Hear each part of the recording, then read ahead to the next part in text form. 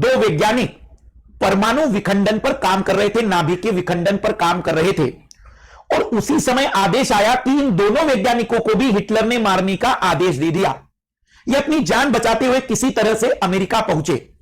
अब हर व्यक्ति को अपने मकान, अपने घर, अपने देश, अपनी जमीन को छोड़ने का दुख होता है, क्योंकि वो भी मानव ही है। इन्हें भी दुख था और इनके अंदर भी कहीं ना कहीं कुंठाई भरी हुई थी कि वह हिटलर से बदला लेना चाहते थे। और उनका जो शोध था, वह शोध कार्य जिस लेबोरेटरी में वो कर रहे थे, उसके नीचे ही एक महिला वैज्ञानिक भी उसी कार्य के या उसके अपने शोध कर रही थी। तो जब ये अमेरिका भागे तो उस महिला वैज्ञानिक ने उनके परिणामों को किसी तरीके से अमेरिका पहुंचाया, और तब उन्होंने खोजा कि किसी भी नाभिक को, किसी बड़े नाभिक को अगर धीमा न्यूट्रॉन भेजकर धीमा न्यूट्रॉन से टकराया जाए तो वो बड़ा नाभिक दो छोटे नाभिकों में तो टूटता है, पर अत्यधिक मात्रा में ऊर्जा उत्पन्न करता है। कितनी ऊर्जा?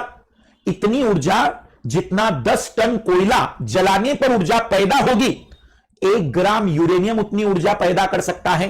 मेरी बात पर ध्यान से सुनना। इतनी भयानक मात्रा में जब ऊर्जा उत्पन्न होगी तो उन्हें अपने जो वतन छोड़ने का दुख था, वो बदला निकालने का मौका मिला। अमेरिकी सरकार से साठगांठ हुई और अमेरिका ने विश्व का पहला परमाणु बम बना दिया। वास्तव में बनाने वाले वैज्ञानिक जर्मन के थे। कल्पना करिए, केवल एक छोटी सी घटना कि यहूदियों को मारने की जगह हो सकता था कि हिटलर किन्हीं और देश को टारगेट कर लेता, तो शायद द्वितीय विश्व युद्ध की कहानी कुछ और हो जाती।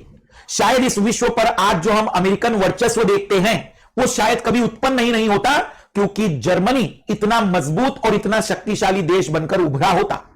तो अगर एक सिंपल सी बात मैं कहूं तो पूरी कहानी बदल जाती है एक छोटी सी घटनाक्रम से। लेकिन हम अपने केमिस्ट्री के जीवन पर आते हैं।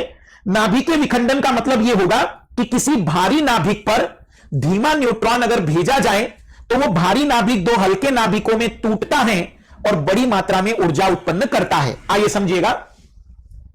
अगर